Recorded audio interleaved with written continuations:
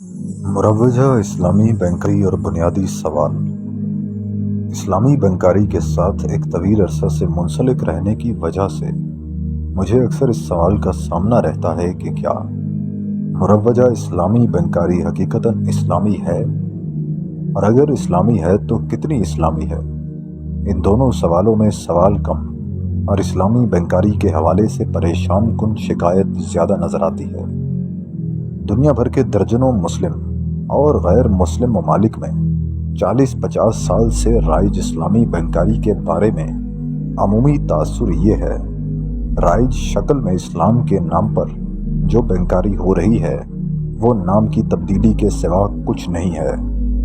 और ये तासुर भी आम है कि इस्लामी बैंकारी में सूद का नाम नफ़ा रख दिया गया है। अफसोस से कहना पड़ता है कि ये अमूमी तासुर बड़ी हद तक दुरुस्त है। इस्लामी बैंकारी लोगों में वो एतमाद हासिल नहीं कर सकी जो इसे मिलना चाहिए था।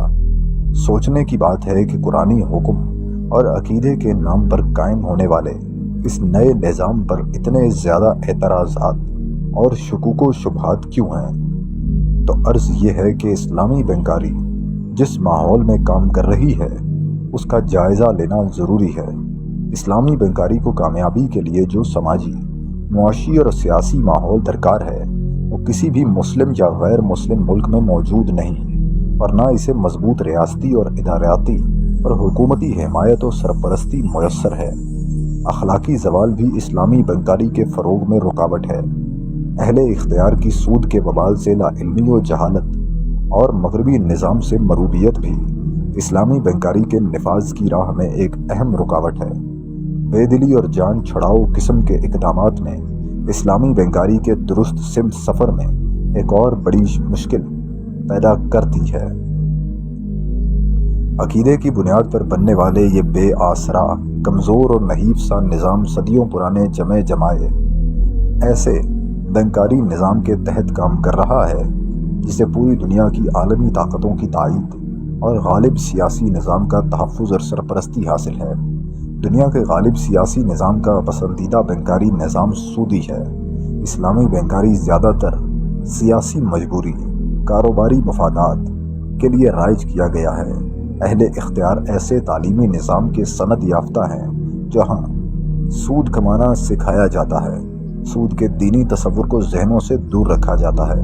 इस्लामी बैंकारी की भाग दौड़ हर जगह मुकम्मल तौर पर ऐसे मरकज़ी बैंकारी निज़ाम के हाथ में है जो असलन और नस्लन सरमायादाराना तागूती इस्तेहसाली सूदी निज़ाम का मुहाफ़िज़ है। ये मरकज़ी बैंकारी निज़ाम अपनी पॉलिसी और क़वाइद ज़वाबित के ज़रिए इस बात को यकीनी बनाता है कि बैंकारी निज़ाम में आने वाली कोई भी तब्दीली सरमायादाराना निज़ाम के मकासद की आबियारी में किसी किस्म की रुकावट बनने के बजाय उसके लिए मुआविन और मददगार बनी रहे। दौलत और वसाइल का चंद हाथों में इर्तकाज़ ही सरमायादाराना मुआशी निज़ाम का गैर एलानिया मकसद व हदफ है। इसके लिए सूद उसका सबसे मौसर आला है जिसे वो माली और बैंकारी निज़ाम में इस्तेमाल करता है। ये बात सब लोग जानते हैं कि सूद की शरह पहले से मुतय्यन, तयशुदा और यकीनी होती है। ये एक तल्ख़ हकीकत है कि मुरव्वजा इस्लामी बैंक भी शरिया इंजीनियरिंग के ज़रिए नफ़ा को सूद की तरह पहले से मुतय्यन, तयशुदा और यकीनी बनाते हैं। शरीयत के कवानीन से नावाकफ़ियत की वजह से बैंकार ये काम खुद नहीं करते। इसके लिए वो मारूफ माहिरीन शरीयत ये खिदमात हासिल करते हैं। शरिया के माहिरीन बैंकारों को वो रास्ता बताते हैं जिससे शरीयत के कवानीन पर अमल भी हो जाता है और बैंकारी के मामलात और सरमायादाराना इस्तेहसाली मकासद पर कोई असर भी नहीं पड़ता। अफसोस से कहना पड़ता है कि तकरीबन निस्फ सदी पुराना इस्लामी बैंकारी निज़ाम सूदी निज़ाम की छतरी तले मगरिब के इस्तेहसाली सूदी मुआशी निज़ाम के मकासद के हुसूल का शरई तरीक़े कार बनकर काम कर रहा है। शरीयत के माहिरीन हीलों की मदद से बैंकारी के शरन मुश्किल मामलात को बड़ी खुश असलूबी से संभाल लेते हैं। ये देखते हैं कि ये कमाल किस तरह होता है, यानी नफ़ा की शरह को किस तरह सूद की सिफात से मुत्तसिफ किया जाता है। बैंकों के मामलात से वाकिफ़ लोग جانتے ہیں کہ سودی بینکوں کا انحصار ایک ہی قسم کے معاہدے یعنی سودی قرض پر ہوتا ہے، جبکہ اسلامی بینک نمبر 1 مشارکہ اور مضاربہ کے تحت نفع و نقصان میں شراکت کے اصول پر کام کرتا ہے۔ مرابحہ، مساومہ، سلم اور استثناء کے تحت اشیاء کی خرید و فروخت سے نفع کماتا ہے۔ اجارہ کے تحت مشینری، گھر یا گاڑی کرایہ پر دے کر کرایہ حاصل کرتا ہے۔ افراد اور اداروں کو خدمات فراہم کر کے اجرت، جوالہ، کمیشن حاصل کرتا ہے۔ وکالہ بالا استثمار کے تحت وکالت کی فیس لیتا ہے۔ شرح منافع، کمیشن، اجرت، فیس اور اجارہ جیسے جائز مگر سود سے طبعاً مختلف کاروباری طریقوں کو سود کی طرح کیسے بنایا جاتا ہے۔ اس کے لیے درج ذیل مثالیں دیکھیے۔ کچھ نیز مثالوں کے ذریعے ہم یہ بھی دیکھیں گے کہ بینکاری مجبوریوں کی وجہ سے بعض حرام معاملات کو حلال بنانے کے لیے کیا حیلے اختیار کیے جاتے ہیں۔ مضاربہ اکاؤنٹ کا منافع، وکالہ بالاستعمار استثمار کا منافع اور فیس، بیع العینہ، کموڈٹی مرابحہ اسلامی بینکوں کی حیلہ زدہ پروڈکٹس ہیں۔ مضاربہ اور مشارکہ یعنی حصہ داری کی بنیاد پر کاروبار میں 2 یا 2 سے زیادہ افراد کی شرکت ایسے کاروباری طریقے ہیں جن کو شریعت نے جائز قرار دیا ہے۔ اسلامی بینک میں بچت کھاتے زیادہ تر مضاربہ اور وکالہ یا مشارکہ کی بنیاد پر کھولے جاتے ہیں۔ اسلامی بینک ان طریقوں پر سرمایہ کاروں کو مالکاری سہولت بھی مہیا کرتے ہیں۔ یہاں ہم مضاربہ اکاؤنٹ کے معاملات کو سمجھتے ہیں۔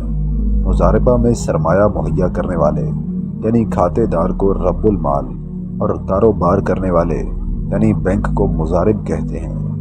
دیگر تمام اصولوں کے ساتھ ساتھ نفع و نقصان میں شراکت کا اصول یہ ہے کہ نفع میں طے شدہ شرح سے مضارب اور رب المال کا حصہ ہوگا۔ مثلا نفع جو بھی ہوگا اس میں سے بینک یعنی مضارب مثال کے طور پر 70% کا اور رب المال یعنی کھاتے دار 30% کا حقدار ہوگا۔ شریعت کے اصولوں کے مطابق منافع کی تقسیم کی شرح رب المال اور مضارب کی باہمی رضامندی سے 70، 30 یا 50 یا کچھ اور بھی زیادہ ہو سکتی ہے۔ نفع میں شراکت کی شرح معاہدے میں واضح طور پر طے کرنی ضروری ہے۔ نقصان کے بارے میں اصول یہ ہے کہ وہ صرف رب المال برداشت کرے گا، لیکن اسلامی بینک کے معاملے میں عمل کی دنیا میں یہ اصول کام ہی نہیں کرتا۔ بینک کھاتے دار کو بتاتا ہے کہ وہ اگر بینک کو مضاربہ کی بنیاد پر رقم دے گا تو اسے اتنا متوقع منافع ملے گا۔ مثلا 1 لاکھ کی سرمایہ کاری پر 7% تک نفع مل سکتا ہے۔ متوقع نفع تک تو بات درست ہے، اس میں کوئی شرعی طور پر خرابی نہیں ہے۔ اصل خرابی یہ ہے کہ یہ متوقع نفع ہی دراصل وہ طے شدہ نفع ہے جو ہر صورت کھاتے دار کو ملے گا۔ اس کو معین اور یقینی بنانے کے لیے معاہدے میں اگر مگر کے ساتھ کچھ شکیں ڈالی جاتی ہیں۔ اگر نفع متوقع 7% سے کم ہوا تو بینک اپنے حصے میں سے ہبہ کر کے 7% پورا کر دے۔ اگر نفع متوقع 7% سے زیادہ ہوا تو 7% سے اوپر جو نفع ہے وہ بینک اپنی محنت کا انعام سمجھ کر اپنے پاس رکھ لے گا۔ عملی طور پر نفع نہ کم ہوتا ہے اور نہ زیادہ۔ یہ شکیں عموماً محض شرعی قواعد کی ضرورت کی تکمیل کے لیے معاہدے میں شامل کی جاتی ہیں۔ باقی رہا نقصان تو اسلامی بینک کبھی نقصان میں جاتا ہی نہیں۔ کچھ ایسا ہی طریقہ وکالہ میں بھی اختیار کیا جاتا ہے۔ وکالہ ایک متعین اجرت والا معاہدہ ہے۔ اس میں بینک سرمایہ کاری وکیل کے طور پر پیسہ لیتا ہے، یعنی بینک گاہک کا پیسہ کاروبار میں لگانے کے لیے لیتا ہے۔ اس میں اصول یہ ہے کہ وکیل ایمانداری سے موکل کے لیے کسی منافع بخش کاروبار میں پیسہ لگائے گا۔ کاروبار میں نفع ہو یا نقصان، موکل اس کا حقدار ہوگا۔ بطور وکیل بینک ایک متعین اجرت کا حقدار ہوگا۔ پیسہ لیتے وقت بینک گاہک کو کاروبار کے متوقع منافع کے بارے میں بتائے گا۔ اب اپنے نفع کو متعین، طے شدہ اور یقینی بنانے کے لیے یہ شکے معاہدے میں شامل کرے گا کہ اگر اصل منافع متوقع منافع سے زیادہ ہوا تو بطور وکیل زائد منافع محنت کے صلے کے طور پر وہ خود رکھ لے گا، اور اگر نفع کم ہوا تو بینک اپنی اجرت میں سے ہبہ کر کے اسے متوقع منافع کے برابر کر کے موکل کو دے دے گا۔ مطلب یہ کہ متوقع منافع ہی آخری اور طے شدہ منافع ہے جو گاہک کو ملے گا، نہ کم نہ زیادہ۔ حرام کو حلال بنانے کے ہیلے۔ ایک عقد میں دو بیع شرعاً جائز نہیں، اس لیے عقد الگ الگ کر لیں، یا ایک عقد اور دوسرا وعد کر لیں۔ مثلاً بینک آپ کو گاڑی اجارہ پر دیتا ہے، گاڑی کے استعمال کا ماہانہ کرایہ وصول کرتا ہے۔ بینک سے گاڑی لینے والے کا اصل مقصد گاڑی خریدنا ہوتا ہے، نہ کہ کچھ وقت استعمال کرنا۔ بینک ایک متعین مدت، عموماً 5 سال بعد وہ گاڑی گاہک کو ایک طے شدہ قیمت کے عوض دے دیتا ہے۔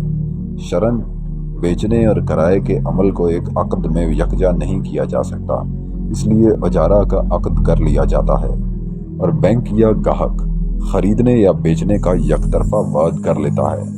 یہ ہیلا بیع یا دین فی بیع کے عدم جواز سے بچنے کے لیے استعمال ہوتا ہے۔ اس طرح ایک ہی شے کا ایک ہی وقت میں اجارہ بھی ہو گیا اور فروخت بھی، اور بیع یا دین کی حرمت سے بھی بچ گئے۔ ماہرین شریعت اور مفتیان کرام کے فتوے کے مطابق عوام کے لیے سودی بینکوں کے ساتھ کسی بھی قسم کا مالی تعلق رکھنا جائز نہیں۔ نہ سودی بینک میں اکاؤنٹ کھولنا جائز ہے، نہ اس سے کاروباری یا ذاتی ضروریات کے لیے کوئی قرض لینے کی اجازت، لیکن اسلامی بینک سودی بینک کو سرمایہ فراہم کر سکتا ہے۔ اس کے لیے کموڈیٹی مرابحہ کا ہیلہ اختیار کیا جا سکتا ہے۔ کموڈیٹی مرابحہ کا طریقہ کار زبردست ہے۔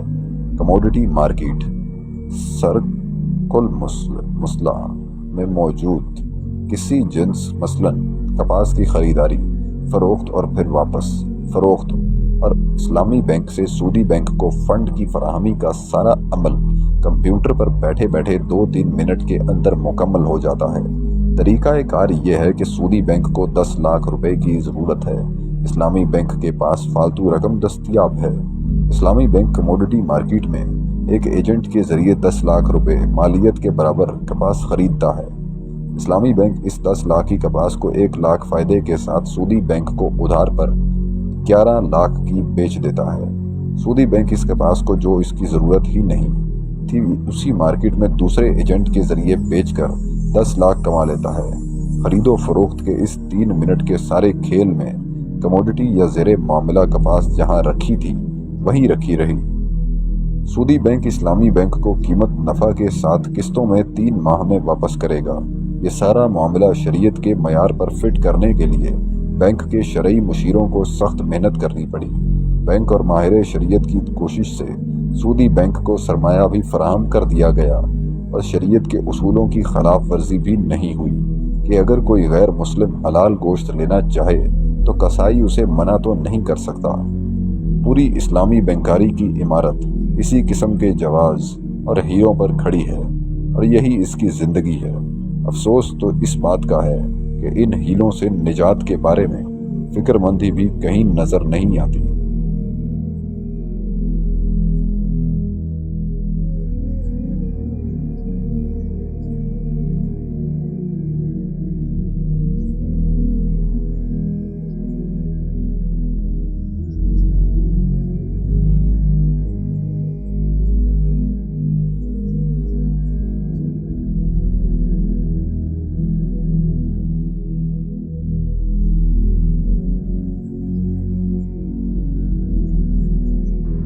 خیر یہ بھی بڑی بات ہے کہ اللہ کے لفظ کی پرستش کی جائے۔ چلیں پھر بھی اس کو تو پھر بھی کوئی سلام سلوٹ بنتا ہے کہ چلیں اس نے لفظ کی پرستش کی، لیکن اللہ کے لفظ یعنی قرآن کے کسی لفظ کو پکڑ لیا ظاہر کو اور وہی معنی لے کے چل پڑا، پھر بھی قابل معافی ہوا۔ چلیں حدیث کے کسی لفظ کو پکڑ لیا اور اس کی بنیاد پر کوئی محل تعمیر کر لیا تو اللہ کے رسول کا لفظ ہے، چلیں پھر بھی کچھ اسے الاؤنس دے دیں۔ یہاں تو عام کسی فقیہ کا لفظ پکڑ کے تو پوری اسلامی بینکنگ کا محل کھڑا کر دیا، اور اس اسلامی بینکنگ کا سارا ہیلے بانوں سے نتیجہ کیا نکلا؟ وہی ارتکاز دولت، نیچے کی سطح پہ آپ کو لگے گا سارا اسلامی ہو گیا، لگتا بھی ہے، وہ خود بھی کہتے ہیں ہاں لگتا ہے اسلامی ہو گیا، سارے فقہا کہتے ہیں اسلامی لگتا ہے، ٹھیک ہے نا، یعنی نیچے سے آپ نے اسے پھیرے دے کے سیدھا کر لیا، لیکن نتیجہ کیا نکلا؟ نتیجہ وہی نکلا کہ دولت کا ارتکاز ایک طرف ہوتا رہا۔ اور یہ دلچسپ ترین بات ہے کہ اگر آپ جو روایتی بینک ہیں ان کے پاس جا کے کوئی قرض لینا چاہیں سود پر، تو وہ اگر آپ کو 15% پہ دیں گے، تو آپ اسلامی بینکوں میں جب جائیں گے تو وہ آپ کو 22% پہ دیں گے۔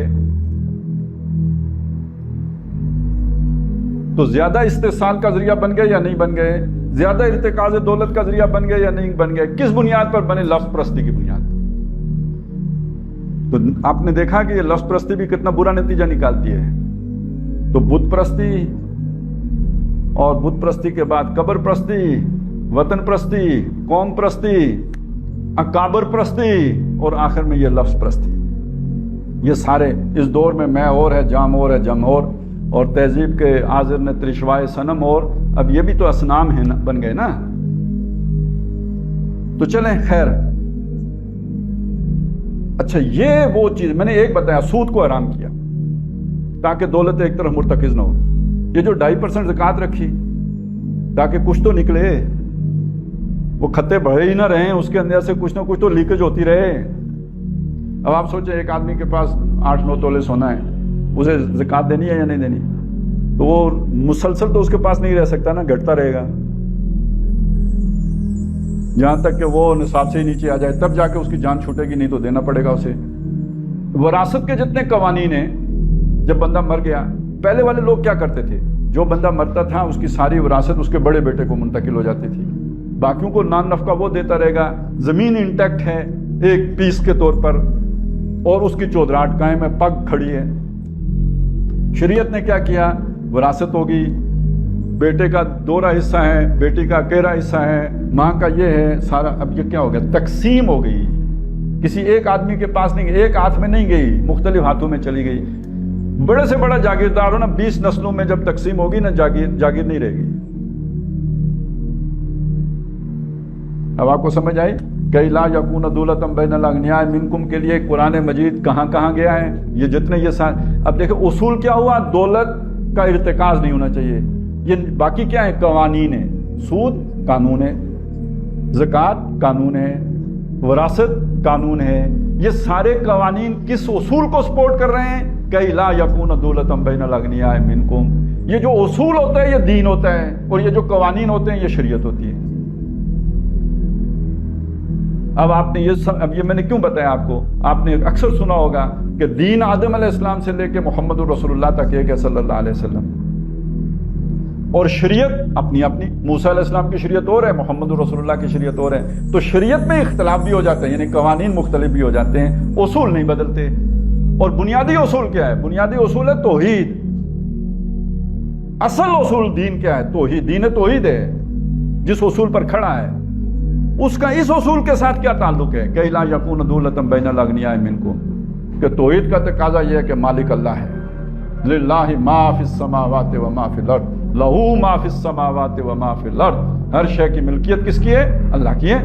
جب مالک اللہ ہے تو باقی کسی کے پاس اگر کچھ ہے بھی تو امانت ہے۔ این امانت چند روزہ نزد ماست، در حقیقت مالک ہر شے خداست۔ ہمارے پاس جو بھی ہے، اولاد ہے تو اللہ کی امانت ہے، مال ہے تو اللہ کی۔ اگر آپ مومن ہیں، میرا مال میرا نہیں ہے، مال اللہ کا ہے، میرے پاس امانت ہے، اسی لیے اللہ پوچھے گا خرچ کہاں کیا۔ اگر میرا ہوتا تو کیوں پوچھتا؟ سمجھ آئی نا؟ تو جسم بھی امانت ہے، میرا جسم میری مرضی نہیں، یہ جس کی امانت ہے اس کی مرضی۔ پوری بات اب سمجھ میں آ گئی نا؟ مالک کون ہے؟ اللہ ہے۔ آپ کیا ہو؟ اگر ایمان رکھتے ہو اللہ پر، آپ امین ہو۔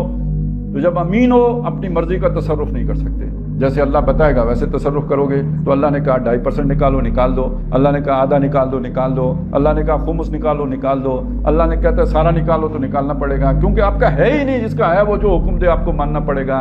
اصول یہ ہے، اصول توحید ہے، وہ دین ہے، اور اسی اصول کے تحت اللہ نے یہ اصول دیا کہ تمہاری دولت صرف غنیوں میں تقسیم نہیں ہونی چاہیے، ادھر ہی گردش نہیں کرنی چاہیے، نیچے جانی چاہیے۔ اس اصول کی بنیاد پر اب دیکھیے ہوا کیا تھا۔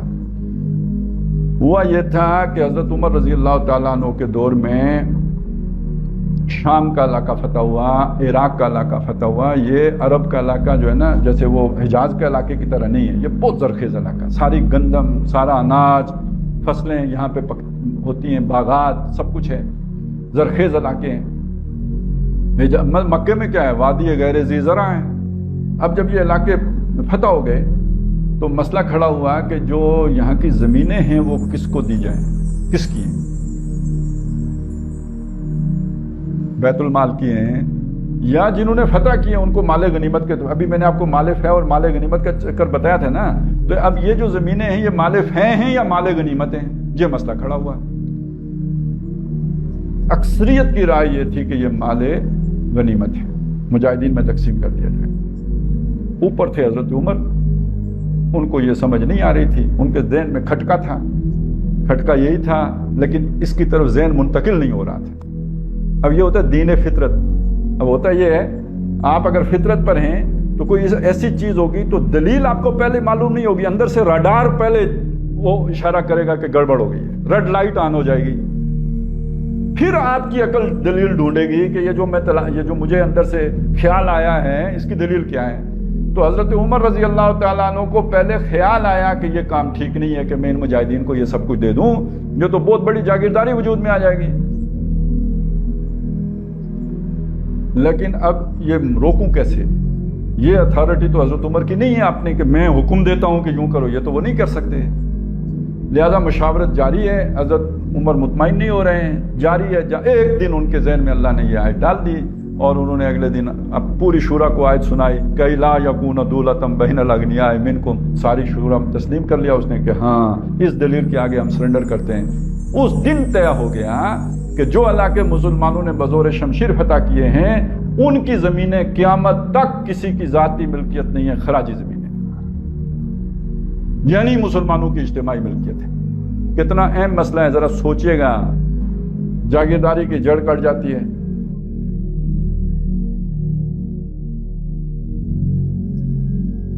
یعنی سود کے بارے میں اسلام کا حکم کیا ہے.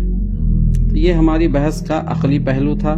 اب ہم نقل کے اعتبار سے یہ دکھانا چاہتے ہیں کہ قرآن اور سنت کی رو سے سود کیا شے ہے، اس کے حدود کیا ہیں، اسلام میں اس کی حرمت کے جو احکام وارد ہوئے ہیں وہ کن کن معاملات سے متعلق ہیں، اور اسلام اس کو مٹا کر انسان کے معاشی معاملات کو کس قاعدہ پر چلانا چاہتا ہے.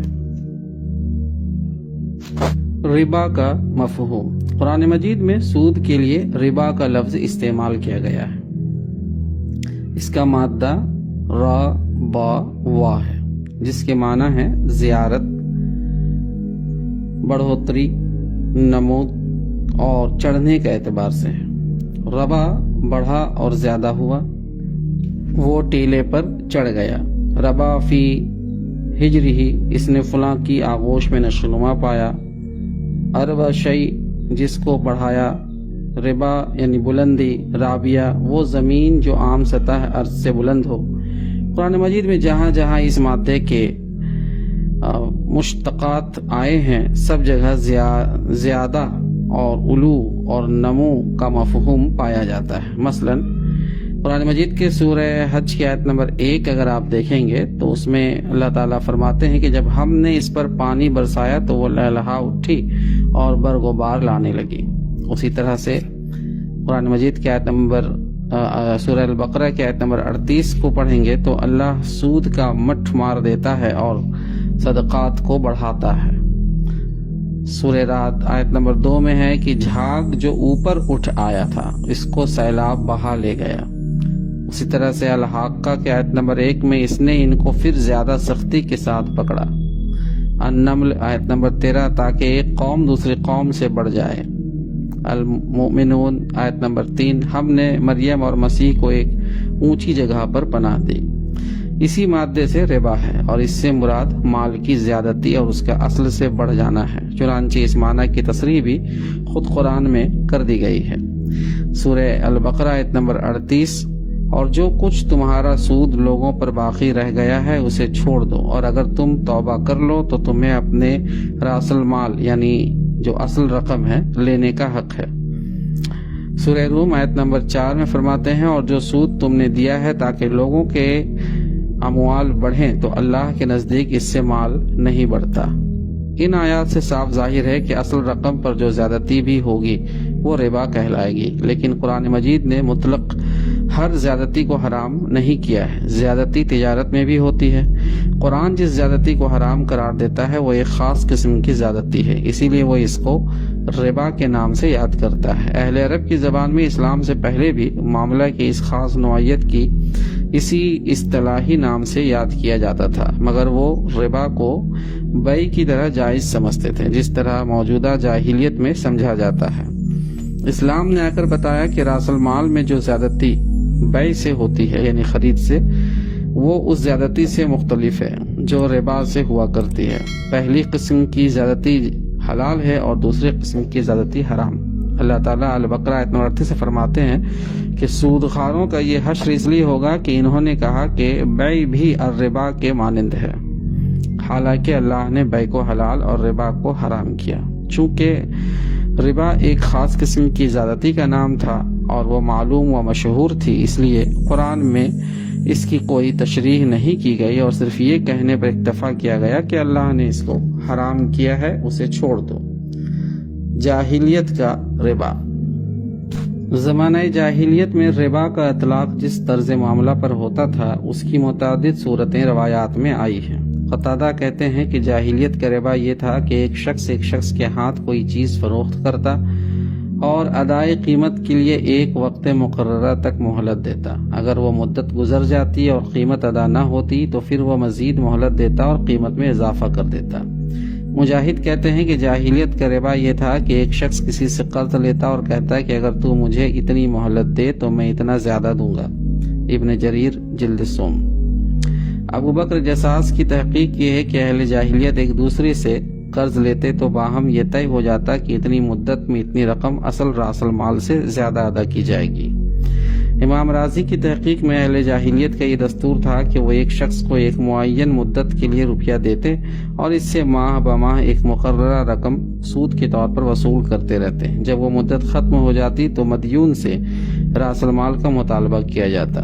اگر وہ ادا نہ کر سکتا تو پھر ایک مزید مدت کے لیے مہلت دی جاتی اور سود میں اضافہ کر دیا جاتا۔ تفسیر کبیر۔ کاروبار کی یہ صورت عرب میں رائج تھی، انہی کو اہل عرب اپنی زبان میں ربا کہتے تھے، اور یہی وہ چیز تھی جس کی تحریر کا حکم قرآن مجید میں نازل ہوا ہے۔ اس پر مفصل بحث کے لیے آپ ملاحظہ کر سکتے ہیں اسی کتاب کے ضمیمہ 1 اور 2 میں۔ بیع اور ربا میں اصولی فرق۔ اب اس امر پر غور کیجیے کہ بیع اور ربا میں اصولی فرق کیا ہے۔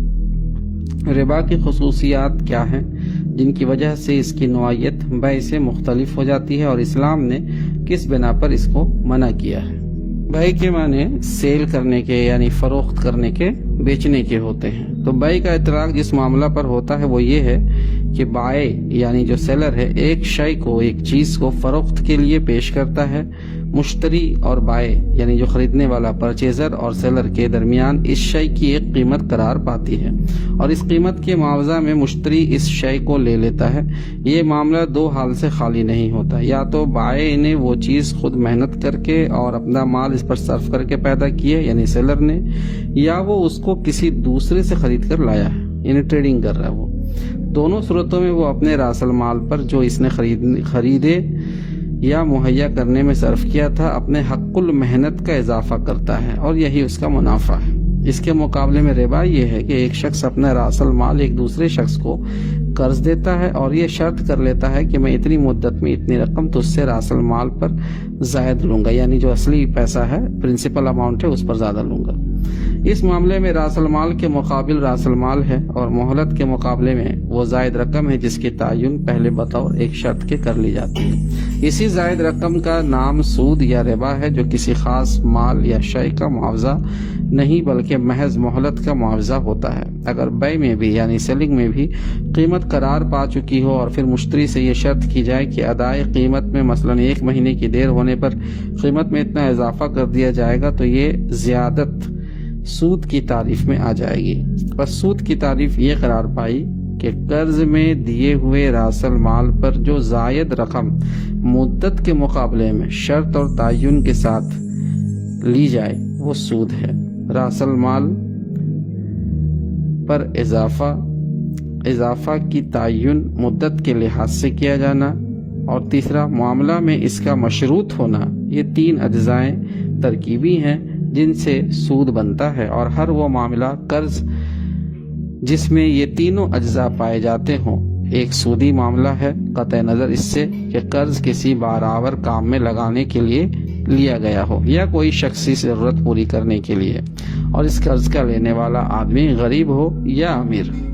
بیع اور سود میں اصولی فرق یہ ہے کہ نمبر 1، بیع میں مشتری اور بائع کے درمیان منافع کا مبادلہ برابری کے ساتھ ہوتا ہے، کیونکہ مشتری اس چیز سے فائدہ اٹھاتا ہے جو اس نے بائع سے خریدی ہے، اور بائع اپنی اس محنت، ذہانت اور وقت کی اجرت لیتا ہے جس کو اس نے مشتری کے لیے وہ چیز مہیا کرنے میں صرف کیا ہے۔ بخلاف اس کے سودی لین دین میں منافع کا مبادلہ برابری کے ساتھ نہیں ہوتا۔ سود لینے والا تو مال کی ایک مقرر مقدار لے لیتا ہے جو اس کے لیے بالیقین نفع بخش ہے، لیکن اس کے مقابلے میں سود دینے والے کو صرف مہلت ملتی ہے جس کا نفع بخش ہونا یقینی نہیں ہے۔ اگر قرضدار نے اپنی شخصی ضرورتوں پر خرچ کرنے کی غرض سے قرض لیا ہے تب تو مہلت اس کے لیے نافع نہیں بلکہ یقیناً نقصان دہ، اور اگر اس نے یہ قرض تجارت یا زراعت یا صنعت و خرفت میں لگانے کی غرض سے لیا ہے تو مہلت میں جس طرح اس کے لیے نفع کا امکان ہے اسی طرح نقصان کا بھی امکان ہے، لیکن قرض خواہ بہرحال اس سے نفع کی ایک مقرر مقدار لے لیتا ہے، خواہ اس کو اپنے کاروبار میں فائدہ ہو یا نقصان۔ بس سود کا معاملہ یا تو ایک فریق کے فائدے اور دوسرے کے نقصان پر ہوتا ہے، یا ایک کے یقینی اور متعین فائدے اور دوسرے کے غیر یقینی اور غیر متعین فائدے پر۔ دوسرا فرق یہ ہے کہ بیع و شترا میں بائع مشتری سے خواہ کتنا ہی زائد منافع لے، بہرحال وہ صرف ایک ہی مرتبہ لیتا ہے، لیکن سود کے معاملہ میں راس المال دینے والا مسلسل اپنے مال پر منافع وصول کرتا رہتا ہے اور وقت کی رفتار کے ساتھ ساتھ اس کا منافع بڑھتا چلا جاتا ہے۔ مدیون یعنی قرض لینے والے نے اس کے مال سے خواہ کتنا ہی فائدہ حاصل کیا ہو، بہرحال اس کا فائدہ ایک خاص حد تک ہی ہوگا، مگر اس کے معاوضے میں دائن جو نفع اٹھاتا ہے اس کے لیے کوئی حد نہیں، کوئی لمٹ نہیں۔ ہو سکتا ہے کہ وہ اس کی تمام کمائی، اس کے تمام وسائل ثروت، اس کے تمام احتیاج پر محیط ہو جائے اور پھر بھی اس کا سلسلہ ختم نہ ہو۔ نمبر 3، بیع و شرع میں شے اور اس کی قیمت کا مبادلہ ہونے کے ساتھ ہی معاملہ ختم ہو جاتا ہے، اس کے بعد مشتری کو کوئی چیز بائع کو واپس دینی نہیں ہوتی، یعنی بیچنے کے بعد جو خریدار ہے وہ اپنا سامان اس کو پھر واپس تو نہیں دیتا، لیکن سود کے معاملے میں مدیون جو قرضدار ہے وہ راس المال لے کر صرف کر چکتا ہے اور پھر اس کو وہ صرف شدہ چیز دوبارہ حاصل کر کے سود کے اضافہ کے ساتھ واپس دینا پڑتا ہے۔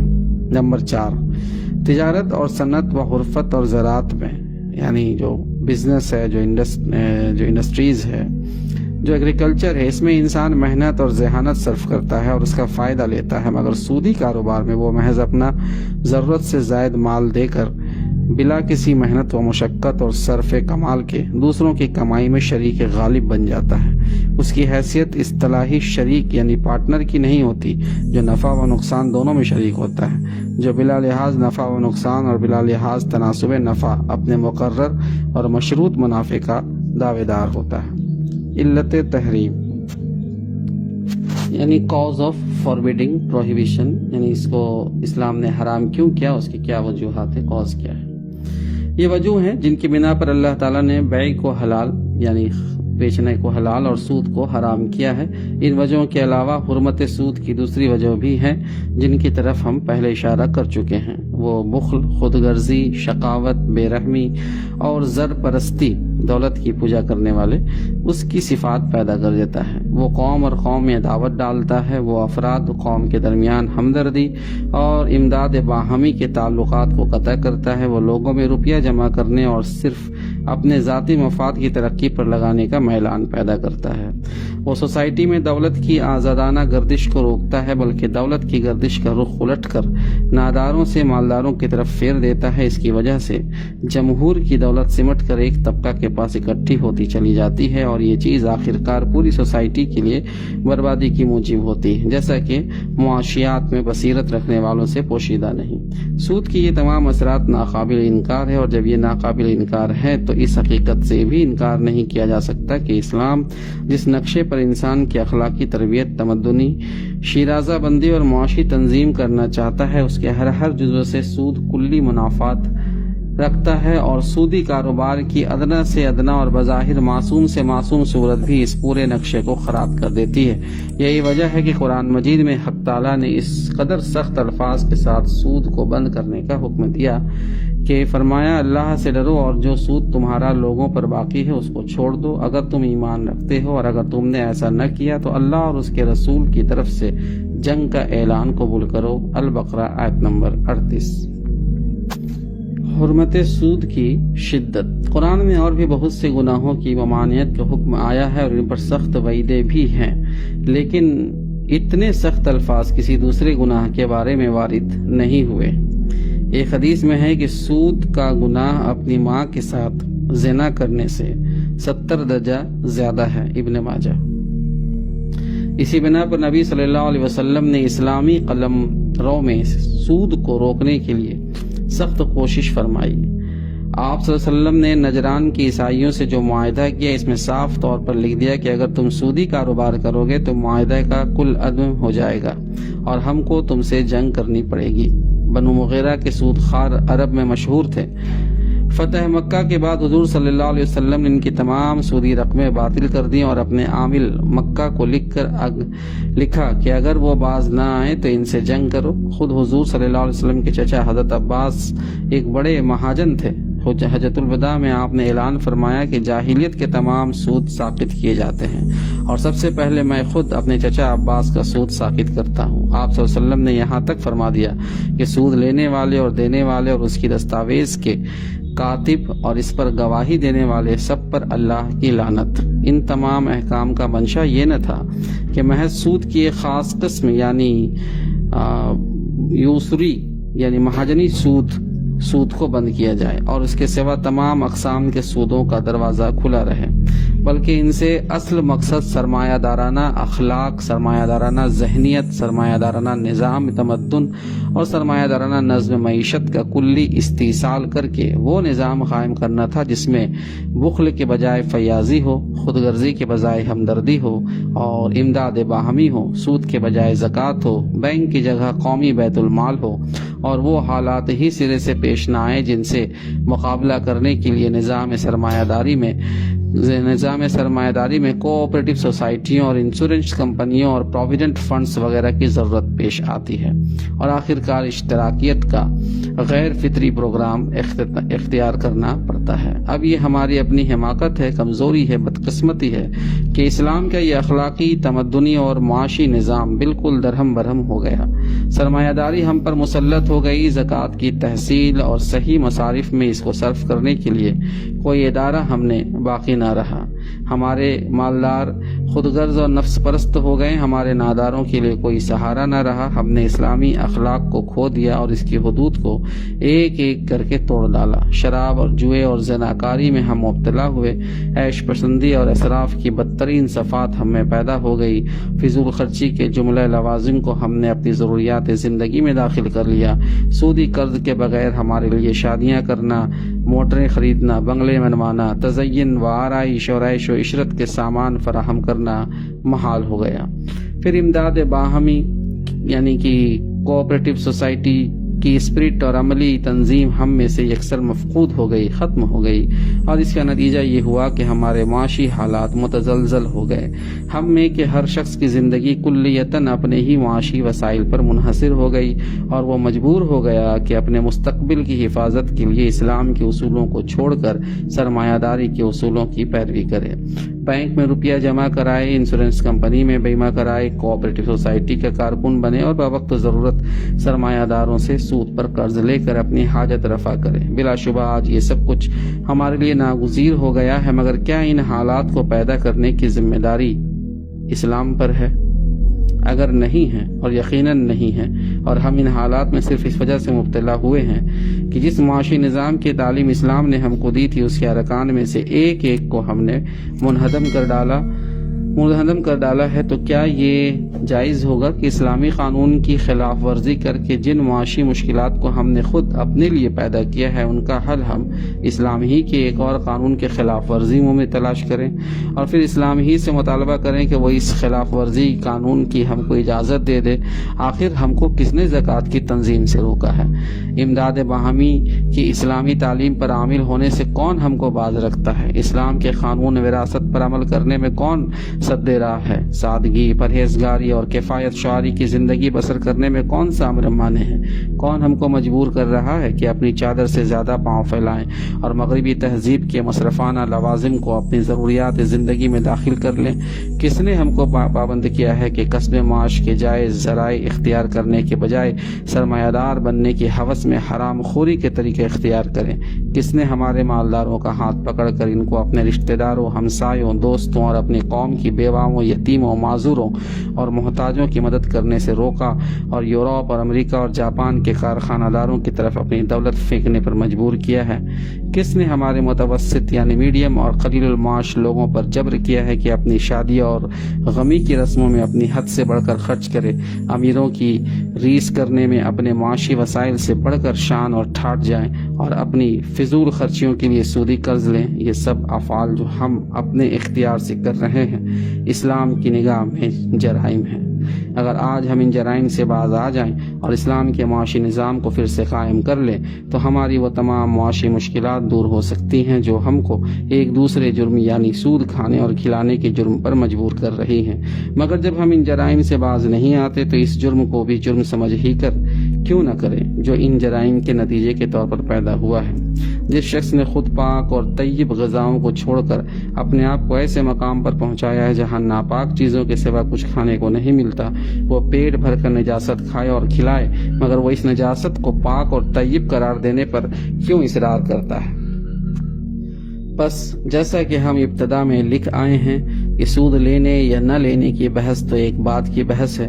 سب سے پہلے تو آپ کو یہ طے کرنا چاہیے کہ اسلام کے معاشی نظام کی پیروی کرنی ہے یا سرمایہ داری نظام کی۔ اگر آپ پہلی صورت کو اختیار کرتے ہیں تو اس میں سودی لین دین کی نہ ضرورت ہے نہ گنجائش، کیونکہ اسلامی معیشت کا تمام کاروبار ان ادارات کے بغیر چلتا ہے جو سودی لین دین کرنے والے ہیں، اور یہ نظام ان لوگوں کو مجرم سمجھتا ہے جو سودی کاروبار کر کے اس کے نظم کو بگاڑنے کی کوشش کرتے ہیں۔ برعکس اس کے اگر آپ دوسری صورت اختیار کرنا چاہتے ہیں تو آپ کا سرمایہ دارانہ نظم معیشت کو اختیار کرنا بحیثیت مجموعی اسلام کے خلاف ایک بغاوت ہے، اور اس بغاوت کی حالت میں آپ کو اسلام کے معاشی قوانین میں سے وہ تمام قوانین توڑنے پڑیں گے جو اصول سرمایہ داری کے خلاف ہیں۔ اب آپ کی یہ خواہش ہے کہ آپ قوانین اسلام کی خلاف ورزی بھی کریں، نظام سرمایہ داری کی پیروی بھی کریں اور اسلام کی نظر میں گنہگار بھی نہ ہوں۔ در حقیقت یہ معنی رکھتی ہے کہ اسلام کی پیروی چھوڑ کر آپ خود اسلام کو اپنا پیرو بنانا چاہتے ہیں، اور آپ کی خواہش یہ ہے کہ وہ محض آپ کو اپنے دائرہ میں رکھنے کی خاطر اپنے اصول بدل کر سرمایہ دارانہ نظم معیشت کے اصول اختیار کرے۔ سود کے متعلقات ہم پہلے بیان کر چکے ہیں کہ ربا دراصل اس زائد رقم یا فائدے کو کہتے ہیں جو قرض کے معاملے میں ایک دائن یعنی قرض دینے والا راس المال کے علاوہ شرط کے طور پر اپنے مدیون سے یعنی جن کو قرض دیا گیا ہے اس سے وصول کرتا ہے۔ اصطلاح شرح میں اس کو ربا النصیر کہا جاتا ہے، یعنی وہ ربا جو قرض کے معاملے میں لیا اور دیا جائے۔ قرآن مجید میں اسی کو حرام کیا گیا ہے۔ اس کی حرمت پر تمام امت کا اتفاق ہے، اس میں کبھی کسی شک و شبہ نے راہ نہیں پائی۔ لیکن شریعت اسلامی کے قواعد میں سے ایک قاعدہ یہ بھی ہے کہ جس چیز کو حرام کیا جاتا ہے اس کی طرف جانے کے جتنے راستے ممکن ہیں ان سب کو بند کر دیا جاتا ہے، بلکہ اس کی طرف پیش قدمی کی ابتدا جس مقام سے ہوتی ہے وہیں روک لگا دی جاتی ہے تاکہ انسان اس کے قریب بھی نہ جانے پائے۔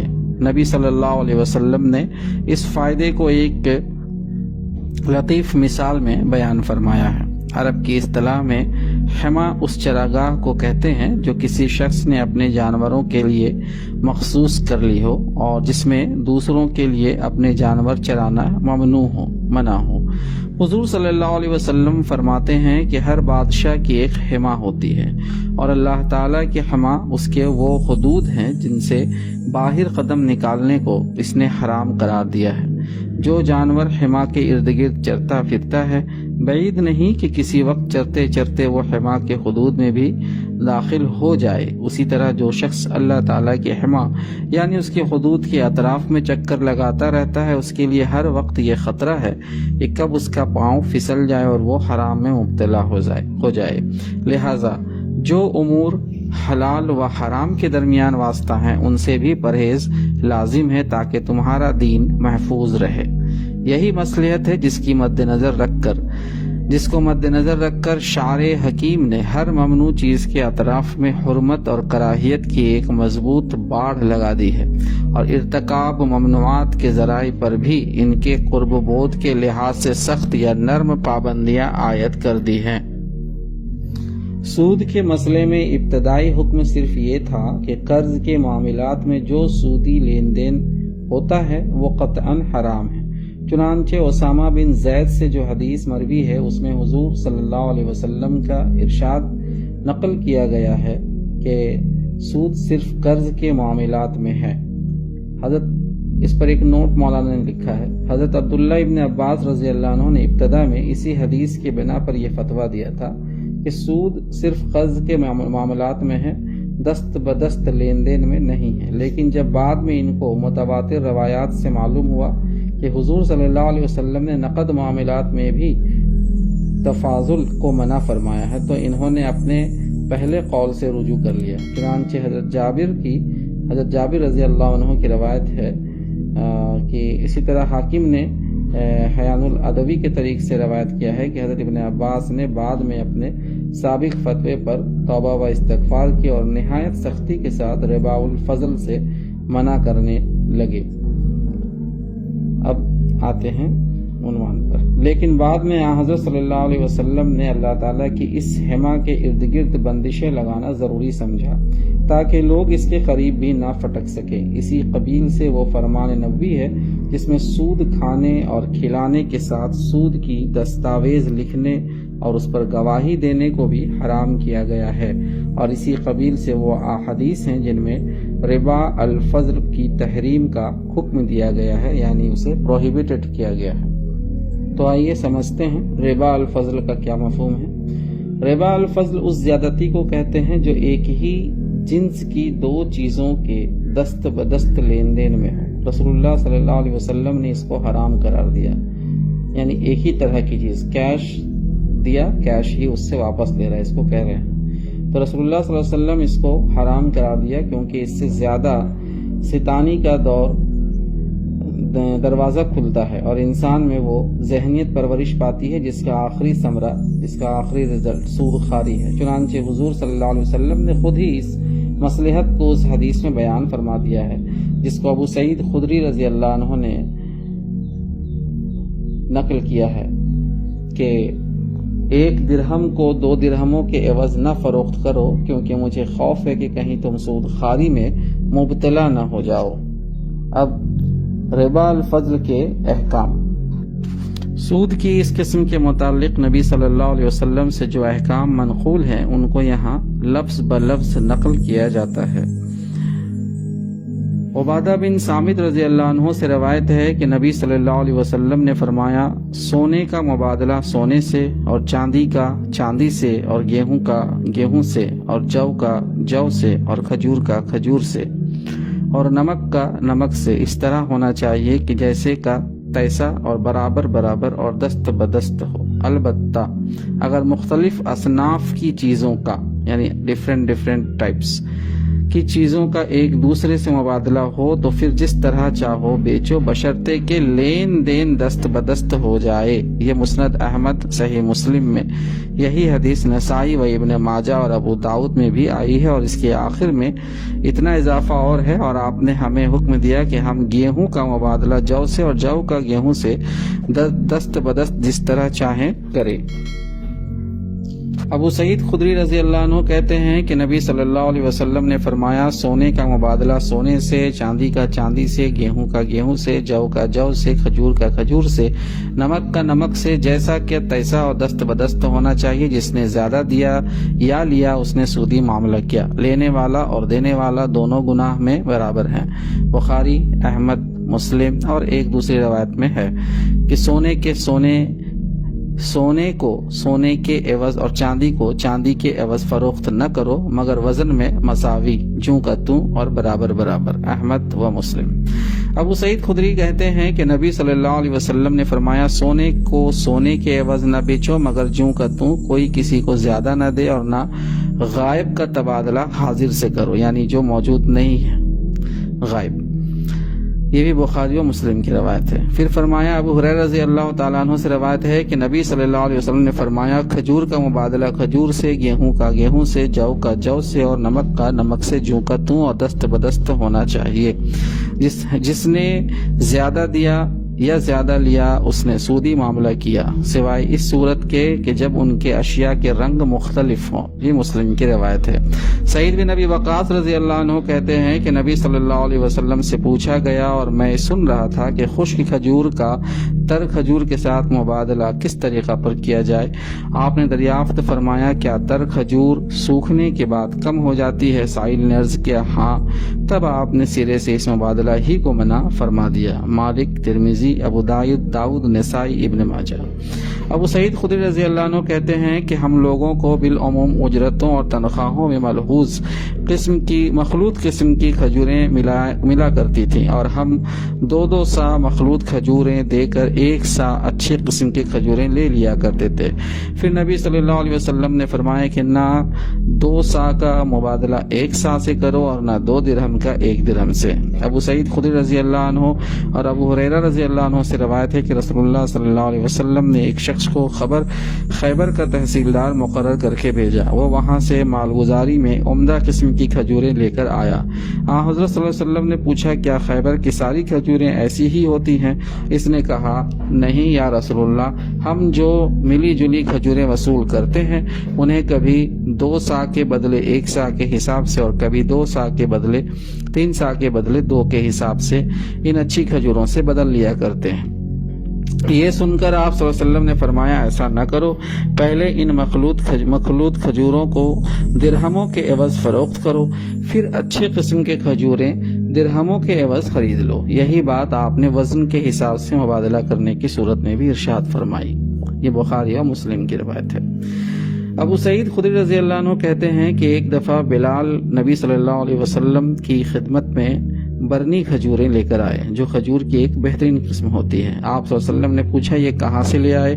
انہوں نے عرض کیا ہمارے پاس گھٹیا قسم کی کھجور تھی، میں نے 2 سا دے کر یہ 1 سا خرید لی۔ فرمایا ہائے قطعی سود، ایسا ہرگز نہ کیا کرو۔ جب تمہیں اچھی کھجوریں خریدنی ہو تو اپنی کھجوریں درہم یا کسی اور چیز کے عوض بیچ دو، پھر اس قیمت سے اچھی کھجوریں خرید لو۔ فضالہ بن عبید کہتے ہیں کہ میں نے جنگ خیبر کے موقع پر ایک سونے کا جڑاؤ ہار 12 دینار میں خریدا، پھر جو میں نے اس ہار کو توڑ کر نگ اور سونا الگ الگ کیا تو اس کے اندر 12 دینار سے زیادہ کا سونا نکلا۔ یہ خیال رہے کہ اس زمانے میں درہم اور دینار خالص چاندی اور سونے کے ہوتے تھے اور ان کی قیمت ان کی چاندی اور سونے ہی کے وزن کے لحاظ سے ہوتی تھی، لہذا اس زمانے میں دنیا کے عوض دینار کے عوض سونا اور درہم کے عوض چاندی خریدنا یہ بالکل یہ معنی رکھتا تھا کہ آدمی نے سونے کے عوض سونا خریدا اور چاندی کے عوض چاندی حاصل کیا۔ تو خیر میں نے اس کا ذکر نبی صلی اللہ علیہ وسلم سے کیا۔ آپ نے فرمایا آئندہ سے سونے کا جڑاؤ زیور سونے کے عوض نہ بیچا جائے جب تک کہ نگ اور سونے کو الگ الگ نہ کر دیا جائے۔ مسلم، نسائی، ابو داؤد، ترمذی۔ ابو بکر کہتے ہیں کہ نبی کریم صلی اللہ علیہ وسلم نے حکم دیا کہ چاندی کا چاندی سے اور سونے کا سونے سے مبادلہ نہ کیا جائے مگر برابری کے ساتھ۔ نیز آپ نے فرمایا کہ چاندی کو سونے سے اور سونے کو چاندی سے جس طرح چاہو بدل سکتے ہو۔ بخاری و مسلم۔ اب اگلا ٹاپک ہے احکام بالا کا ما حصل۔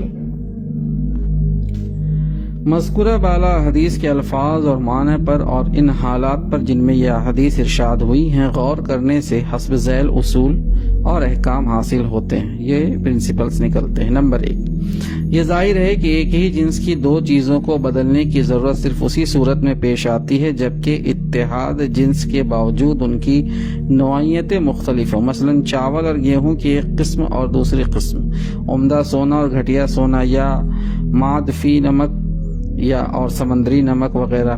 ان مختلف اقسام کی ہم جنس چیزوں کو ایک دوسرے کے ساتھ بدلنا اگرچہ بازار کے نرخ ہی کو ملحوظ رکھ کر ہو، بہرحال ان میں کمی بیشی کے ساتھ مبادلہ کرنے سے اس ذہنیت کے پرورش پانے کا اندیشہ ہے جو بالآخر سودخواری اور ناجائز نفع اندوزی تک جا پہنچتی ہے. اس لیے شریعت نے قاعدہ مقرر کر دیا کہ ہم جنس اشیاء کے مبادلہ کی اگر ضرورت پیش آئے تو لازماً حسب ذیل دو شکلوں میں سے ہی کوئی ایک شکل اختیار کرنی ہوگی. ایک یہ کہ ان کے درمیان قدر و قیمت کا جو تھوڑا سا فرق ہو اسے نظر انداز کر کے برابر سرابر مبادلہ کر لیا جائے. دوسرے یہ کہ چیز کا چیز سے براہ راست مبادلہ کرنے کے بجائے ایک شخص اپنی چیز روپے کے عوض بازار کے بھاؤ بیچ دے اور دوسرے شخص سے اس کی چیز روپے کے عوض بازار کے بھاؤ خرید لے. نمبر 2، جیسا کہ ابھی ہم بیان کر چکے ہیں، قدیم زمانے میں تمام سکے خالص چاندی سونے کے ہوتے تھے اور ان کی قیمت دراصل ان کی چاندی اور ان کے سونے کی قیمت ہوتی تھی. اس زمانے میں درہم کو درہم سے اور دینار کو دینار سے بدلنے کی ضرورت ایسے مواقع پر پیش آتی تھی جبکہ مثلاً کسی شخص کو عراقی درہم کے عوض رومی درہم درکار ہوتے یا رومی دینار کے بدلے ایرانی دینار کی حاجت ہوتی. ایسی ضرورتوں کے مواقع پر یہودی ساہوکار اور دوسرے ناجائز نفع کمانے والے لوگ کچھ اسی طرح کا ناجائز منافع وصول کرتے تھے جیسا موجودہ زمانے میں بیرونی سکوں کے مبادلہ پر بٹاون لی جاتی ہے، یا اندرون ملک میں روپیہ کی ریزگاری مانگنے والوں جو کھچرا مانگتے ہیں، یا 10 اور 5 روپے کے نوٹ بھنانے والوں سے کچھ پیسے یا آنے وصول کر لیے جاتے ہیں. یہ چیز بھی چونکہ سودخوارانہ ذہنیت ہی کی طرف لے جانے والی ہے، اس لیے نبی صلی اللہ علیہ وسلم نے حکم دے دیا کہ نہ تو چاندی کا تبادلہ چاندی سے اور سونے کا تبادلہ سونے سے کمی بیشی کے ساتھ کرنا جائز ہے اور نہ ایک درہم کو 2 درہم کے عوض بیچنا درست ہے. نمبر 3، ہم جنس اشیاء کے درمیان مبادلہ کی ایک صورت یہ بھی ہے کہ ایک شخص کے پاس ایک چیز خام شکل میں ہو، را میٹریل ہو، اور دوسرے کے پاس اسی جنس سے بنی ہوئی کوئی شے ہو، مینوفیکچرڈ ہو، اور دونوں آپس میں ان کا مبادلہ کرنا چاہے. اس صورت میں دیکھا جائے گا کہ آیا صنعت نے اس شے کی ماہیت بالکل ہی تبدیل کر دی ہے یا اس کے اندر صنعت کے تصرف کے باوجود ابتدائی خام صورت جو را میٹریلز کی جو ہے، را میٹریل جو ہے اس کی بنسبت کوئی بڑا فرق واقع نہیں ہوا ہے. پہلی صورت میں تو کس کمی بیشی کے ساتھ مبادلہ ہو سکتا ہے، لیکن دوسری صورت میں شریعت کا منشا یہ ہے کہ یا تو سرے سے مبادلہ ہی نہ ہو یا اگر ہو تو برابری کے ساتھ ہو تاکہ زیادہ ستانی کے مرض کو غذا نہ مل سکے. مثال کے طور پر ایک تو وہ عظیم الشان تغیرات ہیں جو روٹی سے کپڑا اور لوہے سے انجن بننے کی صورت میں رونما ہوتے ہیں، اور دوسرے وہ خفیف تغیرات ہیں جو سونے سے ایک چوڑی یا کنگن بنائے جانے کی صورت میں ہوتے ہیں. ان میں سے پہلی صورت میں تو کوئی مذائقہ نہیں اگر ہم زیادہ مقدار میں روٹی دے کر کم مقدار میں کپڑا اور بہت سے وزن کا خام لوہا دے کر تھوڑے سے وزن کا ایک انجن خرید لیں.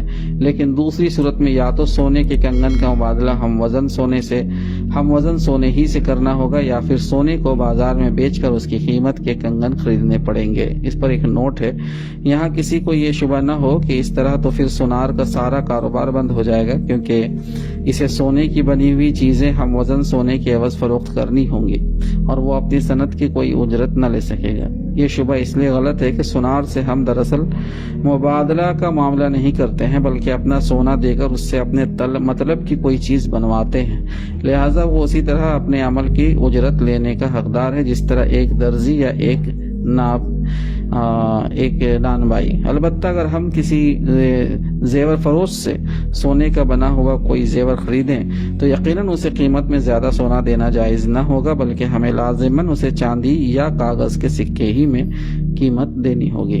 نمبر 4، مختلف اجناس یعنی ڈفرینٹ جو گڈس ہیں ان کی باہم مبادلہ کمی بیشی کے ساتھ ہو سکتا ہے، مگر شرط یہ ہے کہ معاملہ دست بدست ہو جائے، ہینڈ ٹو ہینڈ۔ اس شرط کی وجہ یہ ہے کہ دست بدست جو لین دین ہوگا وہ تو لامحالہ بازار کے نرخوں ہی پر ہوگا۔ مثلا جو شخص چاندی دے کر سونا لے گا وہ نقد سود کی صورت میں سونے کے بالمقابل اتنی ہی چاندی دے گا جتنی اسے بازار کے لحاظ سے دینی چاہیے، لیکن قرض کی صورت میں کمی بیشی کا معاملہ اس اندیشے سے خالی نہیں ہو سکتا کہ اس کے اندر سود کا غبار شامل ہو جائے۔ مثال کے طور پر جو شخص آج 80 تولہ چاندی دے کر یہ طے کرتا ہے کہ ایک مہینہ بعد وہ 80 تولہ چاندی کے بجائے 2 تولہ سونا لے گا، اس کے پاس در حقیقت یہ معلوم کرنے کا کوئی ذریعہ نہیں ہے کہ ایک مہینے بعد 40 تولہ چاندی 1 تولہ سونے کے برابر ہو گئی، لہٰذا اس نے چاندی اور سونے کے درمیان مبادلے کی اس نسبت کا جو پیشگی تعین کر لیا ہے یہ بہرحال ایک طرح کی سود خارانہ اور قمار بازانہ ذہنیت کا نتیجہ ہے،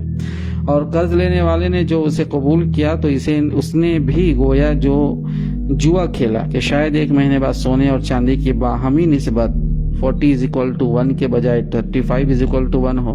اسی بنا پر شارع نے یہ قانون مقرر کر دیا ہے کہ مختلف اجناس کا مبادلہ کمی بیشی کے ساتھ کرنا ہو تو وہ صرف دست بدست ہی ہو سکتا ہے۔ رہا قرض تو وہ لازماً 2 طریقوں میں سے کسی ایک طریقے پر ہونا چاہیے، یا تو جو چیز جتنی مقدار میں قرض دی گئی ہے وہی چیز اسی مقدار میں واپس قبول کی جائے، یا پھر معاملہ اجناس اور اشیاء کی شکل میں طے کرنے کے بجائے روپے کی شکل میں طے کیا جائے۔ مثلا یہ کہ آج زید نے بکر سے 80 روپے یا 80 روپے کے گیہوں قرض لیے ہیں اور ایک مہینے بعد وہ بکر کو 80 روپے یا 80 روپے کے جو واپس دے گا۔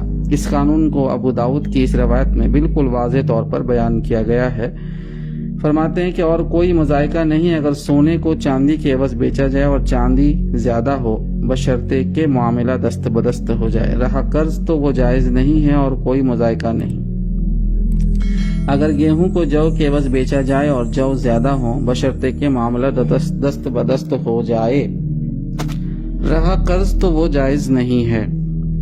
اب حضرت عمر رضی اللہ تعالی عنہ کا قول، نبی صلی اللہ علیہ وسلم کے یہ احکام مجمل ہیں اور معاملات کی تمام جزئی صورتوں کی ان میں تفریح نہیں ہے، اس لیے بہت سے جزیات ایسے پائے جاتے ہیں جن میں شک کیا جا سکتا ہے کہ آیا وہ ربا کی تعریف میں آتے ہیں یا نہیں۔ یہی بات ہے جس کی طرف حضرت عمر رضی اللہ عنہ نے اشارہ کیا ہے کہ آیت ربا قرآن کی ان آیات میں سے ہے جو آخر زمانہ میں نازل ہوئی ہیں اور نبی صلی اللہ علیہ وسلم کا وصال ہو گیا قبل اس کے کہ آپ صلی اللہ علیہ وسلم اس کے تمام احکام ہم پر واضح فرماتے، لہٰذا تم اس چیز کو بھی چھوڑ دو جو یقیناً سود ہے اور اس چیز کو بھی جس میں شبہ ہو یعنی ڈاؤٹ ہو۔ اگلا عنوان اس میں ہے فقہا کے اختلافات۔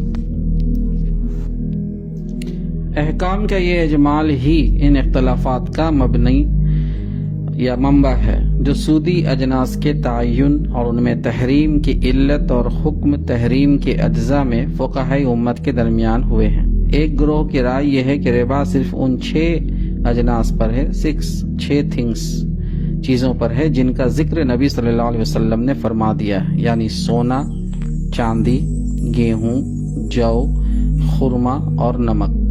ان کے سوا دوسری تمام چیزوں میں تفاضل کے ساتھ بلا کسی قید کے ہم جنس اشیاء کا لین دین ہو سکتا ہے۔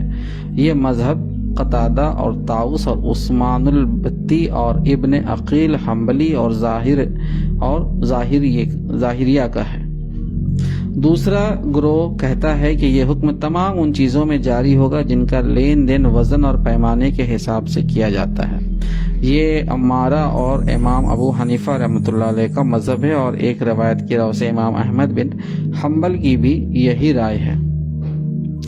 تیسرا گروہ کہتا ہے کہ یہ حکم سونے، چاندی اور کھانے کی ان چیزوں کے لیے ہے جن کا لین دین پیمانے کے اور وزن کے لحاظ سے ہوتا ہے۔ یہ سعید بن المسیب کا مذہب ہے اور الگ الگ روایت اس باب میں امام شافعی اور امام احمد رحمۃ اللہ علیہ سے بھی منقول ہے۔ چوتھا گروہ کہتا ہے کہ یہ حکم مخصوص ہے ان چیزوں کے ساتھ جو غذا کے کام آتی ہیں اور ذخیرہ کر کے یعنی اسٹور کر کے رکھی جاتی ہیں۔ یہ امام مالک کا مذہب ہے۔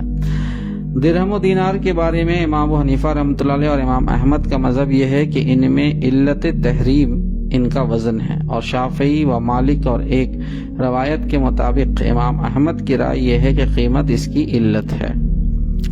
مذاہب کے اس اختلافات سے جزئی معاملات میں حکم تحریم کا اجرا بھی مختلف ہو گیا ہے۔ ایک چیز ایک مذہب میں سرے سے سودی جنس ہی نہیں ہے اور دوسرے مذہب میں اس کا شمار سودی اجناس میں ہوتا ہے۔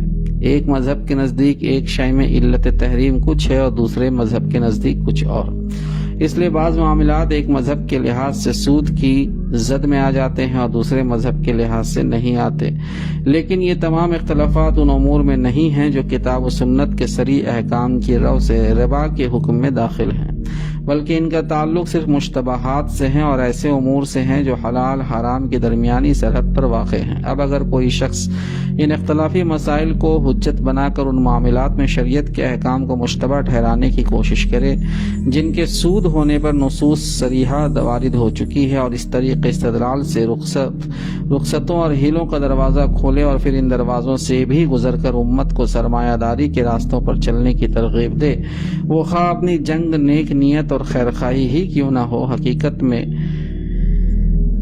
وہ خواہ اپنی جگہ نیک نیت اور خیرخواہی ہی کیوں نہ ہو، حقیقت میں اس کا شمار ان لوگوں میں ہوگا جنہوں نے کتاب و سنت کو چھوڑ کر ظن و تخمین کی پیروی کی، خود بھی گمراہ ہوئے اور دوسروں کو بھی گمراہ کیا۔